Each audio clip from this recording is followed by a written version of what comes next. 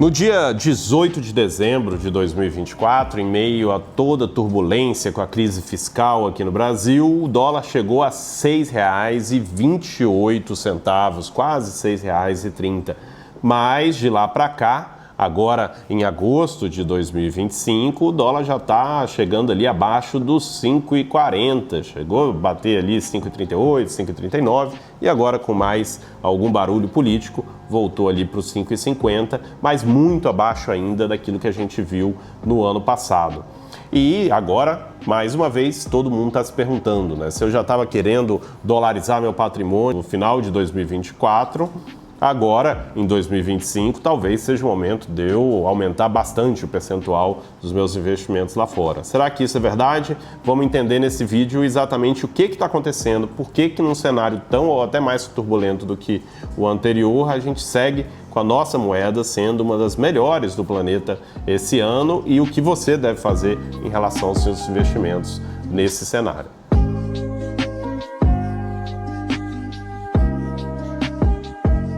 Olá, meu nome é Pedro Jobim, sou planejador financeiro, sócio aqui da Rio Claro Investimentos e hoje nós vamos falar sobre um assunto recorrente, mas muito importante aqui, que é a dolarização, o investimento no exterior e o cenário que a gente está vivendo hoje com o dólar caindo sistematicamente ao longo do ano aqui no Brasil, nossa moeda se valorizando, né, sendo ali algumas das melhores moedas ao longo desse ano e como você deve reagir nesse momento.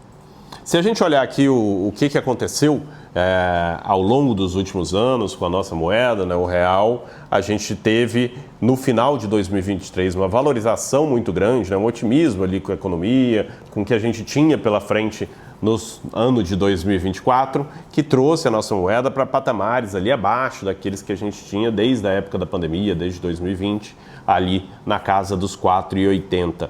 Mas 2024 não trouxe as notícias boas que a maioria das pessoas esperavam. Um gasto muito alto do governo, um déficit cada vez maior da nossa economia e a frustração daquele ponto que todo mundo esperava, que era uma queda de juros constante ao longo de 2024. Pelo contrário, ao longo do ano a gente acabou vendo os juros aumentando novamente com toda a incerteza fiscal no nosso país. E depois a gente teve ali também no exterior os Estados Unidos gerando a mesma frustração.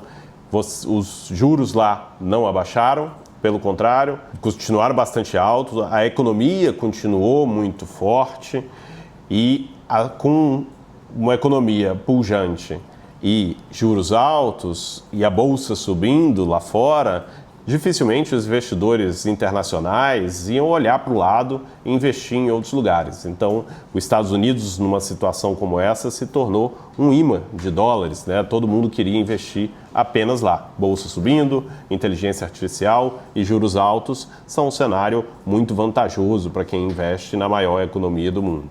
No final, você ainda teve ali a eleição do Donald Trump, que prometia turbulências, né, mas depois trouxe muito mais do que a gente imaginava, mas que naquele momento fortaleceu o dólar.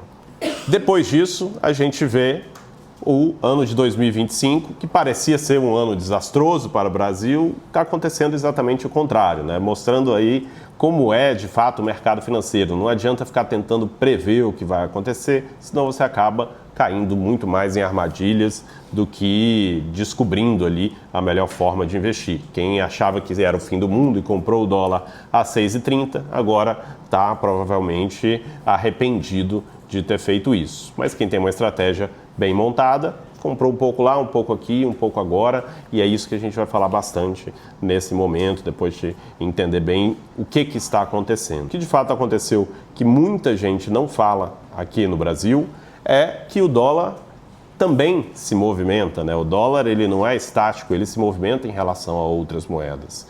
E a valorização e a desvalorização do dólar em 2024 e de 2025 não foi única e exclusivamente aqui um feito da nossa moeda, mas sim um feito internacional. E a gente pode ver isso principalmente olhando um índice que se chama DXY. Ele é um índice que é composto por 6 moedas, né, as 6 moedas mais fortes do mundo depois do dólar, que é o euro, o ien, a libra, o dólar canadense, a coroa sueca e o franco suíço. E que ele é utilizado exatamente para medir a força do dólar, né, como o dólar vem se movimentando em relação às principais moedas fora dos Estados Unidos. E quando a gente olha para ele, a gente vê que em 2025 a movimentação do DXY é muito parecida com a movimentação do real em relação ao dólar, né? A gente teve o dólar se desvalorizando em relação a essas outras moedas 10%, enquanto a nossa moeda teve uma valorização em relação ao dólar, né? O dólar se desvalorizou em relação ao real 11%. Então a gente está bem alinhado com as outras moedas ao redor do mundo. Só que no ano passado a gente teve uma desvalorização do real muito maior do que as outras moedas se desvalorizaram em relação ao dólar. O dólar subiu bastante sim no ano passado, especialmente no final do ano. O DXY aqui, ele subiu 6%, né? Ou seja, o dólar se valorizou 6% em relação a essas outras moedas, mas o dólar se valorizou em relação ao real 25% do começo do ano de 2023, que tinha sido um ano de muita valorização para o real. Então você vê, na verdade, que a gente tem uma moeda com muita volatilidade, que tende a se desvalorizar em relação ao dólar ao longo do tempo, constantemente, perde mais valor do que as outras quando as outras estão perdendo e ganha valor também em relação ao dólar quando as outras moedas estão ganhando valor em relação ao dólar. E, claro, isso vem de um movimento de saída de dólares dos Estados Unidos, porque ele se tornou um país muito menos seguro do que ele era antes do tarifaço, do caos que vem acontecendo ali, das incertezas e das mudanças econômicas que estão acontecendo nos Estados Unidos, tornando um lugar menos amigável para investidores estrangeiros. Abrindo os olhos, então, dos grandes investidores internacionais que vão procurando ali melhores lugares ou mais lugares para investir. Um desses lugares é o Brasil. Não temos a nossa casa tão arrumada assim, mas temos um dos maiores juros do mundo, temos uma democracia, não estamos em guerra, temos várias vantagens em relação a outros pares que a gente teria de economias emergentes, como a própria Rússia, China, que são lugares que são impossíveis de investir para boa parte dos investidores e bem parecido ali com economias como o México, como a África do Sul, como outros que são menores que a gente, mas que também estão recebendo muito dinheiro estrangeiro nesse momento, que está saindo ali, principalmente da economia americana. Entendido todo esse cenário, né, a gente inclusive vê a Bolsa brasileira se valorizando muito ao longo desse ano, apesar do cenário complexo, nós estarmos sendo um dos países mais tarifados nesse ciclo de guerra comercial mundial. O que nós devemos fazer?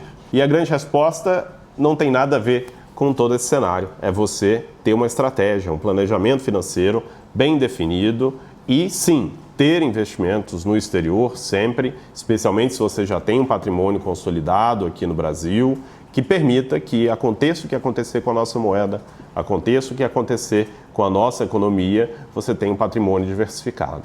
Só que a gente vê, analisando esse tipo de situação, que investir no exterior não é investir em dólar. O dólar também se desvaloriza e também vem perdendo muito valor em relação às outras moedas ao longo desse ano, devido a diversos fatores. O importante é você ter uma carteira global, diversificada, em que você vai investir em vários ativos ao redor do mundo.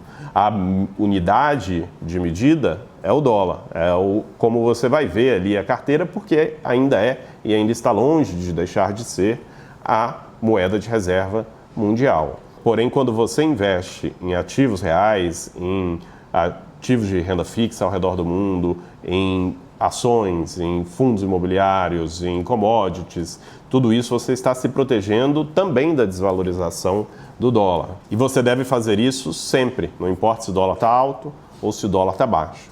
Exatamente para evitar que você tome uma decisão enorme de mandar uma parte grande do seu patrimônio de uma só vez, para logo depois ver o dólar, que pode sim voltar a R$ 5 ou abaixo até disso, ou também pode facilmente, com certeza, em algum momento, vai voltar lá para casa dos 6, 6,50, 7, 8 no futuro. E no longo prazo, nós provavelmente continuaremos sendo uma moeda que se desvaloriza em relação ao dólar, em relação às moedas fortes, com uma economia que tem uma inflação intrinsecamente maior do que as economias desenvolvidas e logo nossa moeda acaba se desvalorizando. Pode ser que o contrário aconteça no curto, no médio prazo, a gente tenha ali um crescimento maior, um fluxo de dólares grande na nossa economia e ficaremos muito felizes com isso, por causa da nossa renda que tende a acabar aumentando, da nossa qualidade de vida que tende a acabar aumentando e também dos nossos aportes, que poderão ser maiores lá na nossa carteira internacional. Mas ninguém quer pagar para ver, a gente quer, na hora que investe, cada dia ter um sono mais tranquilo e para isso é importante ter uma diversificação internacional. Se você quer saber como fazer isso da melhor forma possível, não deixe de olhar aqui embaixo na descrição desse vídeo, você vai ver tudo que você precisa para marcar uma reunião sem custo nenhum com os nossos planejadores financeiros, em que você vai entender como isso pode funcionar para você.